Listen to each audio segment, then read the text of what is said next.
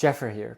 If you were to ask me what is the one skill you need to learn, that if you learn this skill, you can really resolve 90% of the issues that you're having in your relationship, help you reconcile, and help you restore that hope and the positivity that you need in your relationship. It's really the skill of being able to bring up the discussion of the very difficult topics, to get a deep understanding on them, and to also resolve them with finding win-win solutions. When I say win-win solutions here, I don't mean compromises where it's more win-lose or lose-win, or lose-lose. Is more of a win-win. And if this is something that you want to do, then I want you to stick around to the very end of this video, because I'm going to show you one of the many frameworks that we teach our clients in our Relationship Revival program. And this is a framework that I've never shared before in any of my videos. And this framework has really worked wonderfully in all of my clients' life and also in my life as well. And I'm sure that it will do wonders for you as well once you understand what this framework is. And if you're new to this channel, my name is Jeffrey and I help men in long-term relationships or in marriages with the right skills, with the right mindsets to be able to design a thriving relationship for yourself. So if you want more content on this topic, then I want you to subscribe to this channel and click the bell button as well to be notified when I post new videos every single week. And before we begin this video, I want to let you know that the registration for the free masterclass on the 5 proven steps to rebuilding your relationship from the ground up is still open. So if you want to join that masterclass, be sure to stick around until the very end of this video for the announcement on that. To begin this discussion, I wanted to show you how the average people thinks and why a lot of people, especially a lot of relationships, have such a difficult time resolving conflicts, and why divorce rates and relationships breaking down is such at a high rate right now. And what I'm about to say here may sound a bit technical, but I promise you, once you understand it at the end of this video, it will really just be simple for you to understand. So the first thing is, I want you to imagine a circle here. And this circle really represents what we call your hypothesis. So what is your hypothesis? Your hypothesis is simply your assumptions of what you know to be true, what you know to be right, what you know to be sensible, to be logical, what should be, basically what you think is smart, and so on. So in the context of your current lives right now, this could be, your partner is wanting a divorce, but you're thinking of why divorce is a bad idea. So if you are thinking about why divorce is a bad idea because you think it's right, that's you really thinking from this hypothetic or from your hypothesis. Or let's say that your partner and you has a differing idea or opinion on what decision is right or what decision is wrong. And you think a decision that she's about to make is wrong. Again, when you think about that decision being wrong, you're really thinking from your hypothesis here. And when I talk to a lot of people, I find that a lot of people have a mistaken definition or a mistaken sense of what makes a great communicator, in that they think that great communicators have good hypotheses. So for example, we tend to praise people who can read between the lines, who can read people. And basically, we glorify people who can somehow make all the right assumptions from the get-go. So essentially, we are trained as a society to praise people for having the right hypothesis. That it's good that you can form the right hypothesis and trust your hypothesis. And if your hypothesis is always right, that's a sign of a great communicator. We also praise people for having very strong opinions about certain matters as well. In fact, if you have very few opinions of something in your life, then you're kind of labeled as boring. You're kind of labeled as kind of a dud, where you don't have any opinions about everything because you're not very intelligent, or perhaps you're very boring. So again, this is another example of how as a society we like to praise people who form very strong hypotheses about certain topics. And that if you don't form a hypothesis about every topic imaginable in life, that it means that you don't stand for something, or that you're just boring or very unintelligent or ignorant even. Finally, we also praise people who are very assertive. We like people who know what they want. We like people who are strong in their thinking, who are strong about their positions in life. And if you don't do this, you're seen as weak. And again, this is another example of how we like people. We think people with good hypotheses actually are great communicators and very successful people and so on. And because of this, most of us have really learned to communicate only via our hypothesis. So if you break down how a lot of couples talk, so let's say they have a decision to make about something, and both of them disagree on their decisions, you'll find that this is how the conversation usually goes. You might start by telling your partner about your hypothesis of why your idea is right, why your idea is smart, why your idea is sensible, and so on. So you might say, okay, well, here's 5 reasons why we should do what I think we should do, why your idea is bad. Then their partner usually responds by telling about their hypothesis too, or why their idea is right. So they might say, oh, well, I hear what you're saying, but here's really why my idea is right. And so essentially, most people are communicating by communicating their hypothesis. Then the response they get is the hypothesis of the other side. And if you do this, you'll find that whenever your hypotheses don't meet, so let's say you think a certain idea is right, she thinks a certain idea is right, and they don't match up, then that's when you butt heads. That's when you clash. That's when you try to find a compromise or a lose-lose, because you can never really resolve conflicts if both of you are thinking via your hypothesis. It's just impossible that way.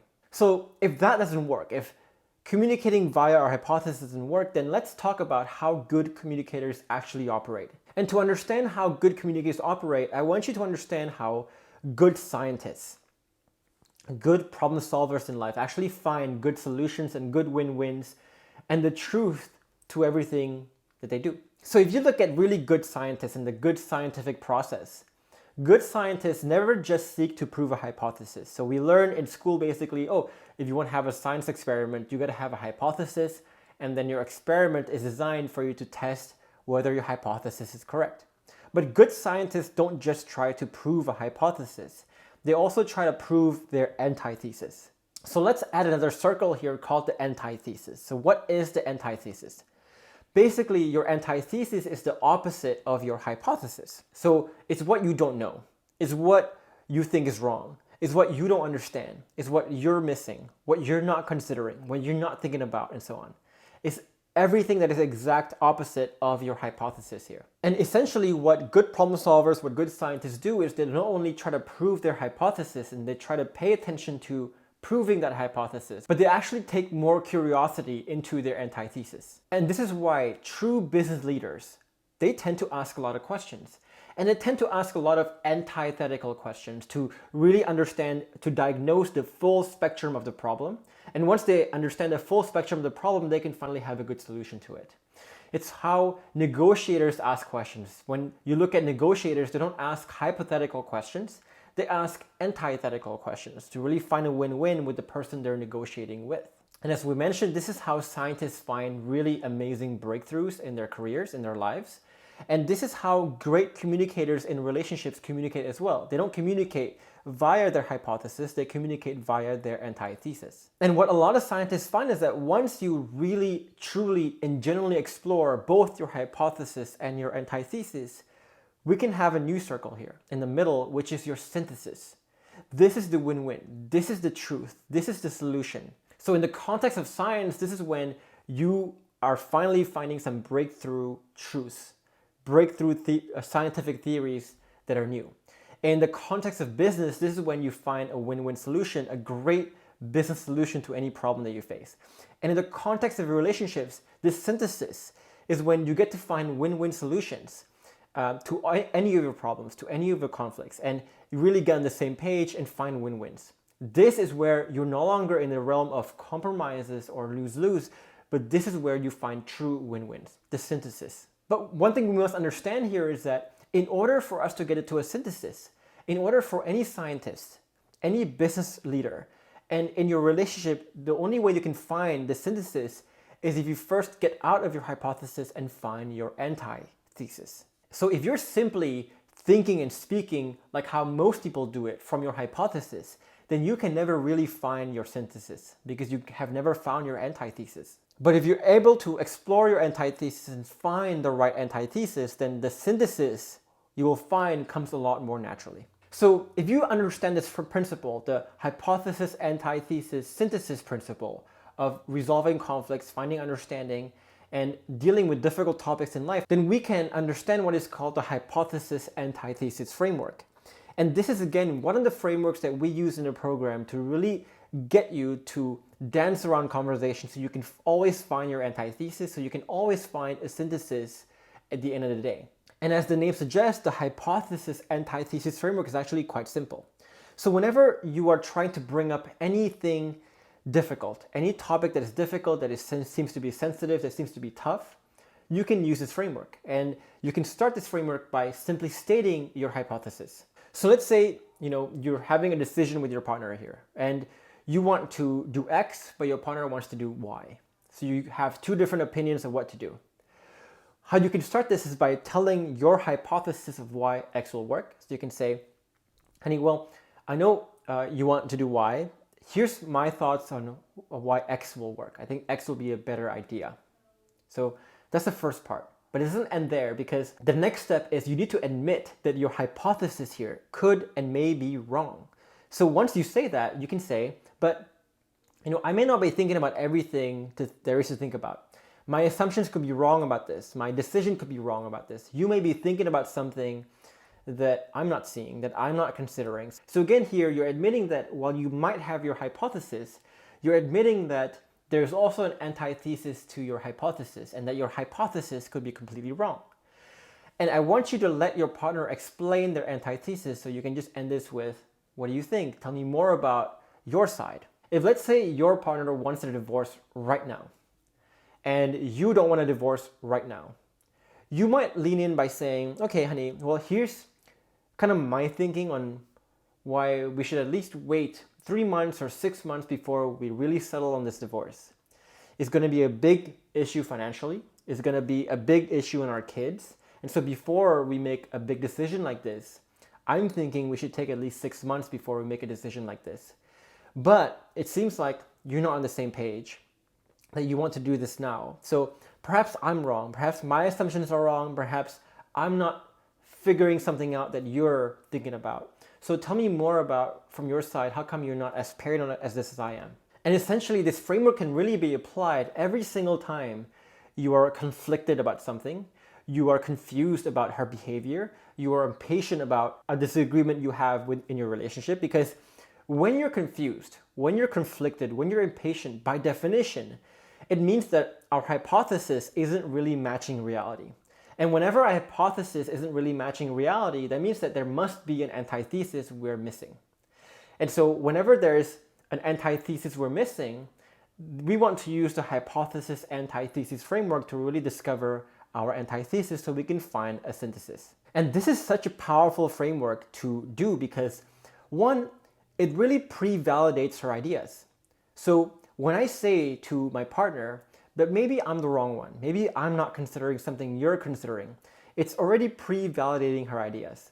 And when you pre-validate someone like that, it really helps people open up, because it tells people that you're here and ready to listen to what they have to say next. It shows humility on your side. And whenever you show humility, it will show people that you're actually here to listen, to understand, and not just to impose your ideas. It's a gentle way of bringing up conversations. It's a gentle way of continuing conversations too. So once your partner responds to your first initial hypothesis antithesis framework, you can use that same framework to continue and carry on the conversation over time. So to give you a quick example of how you can carry this and chain this together is, for example, if I ask my partner, hey, it seems like you want to make decision Y. Well, here's why I think decision X could be a good idea, but maybe I'm wrong. Tell me more from your side. And she says, well, here's why my idea is great. In her response, you might disagree with something else as well. So you can take that and you can apply the same framework to ask more questions on that. So you can say, okay, that the reason why you want to do Y is because of ABC.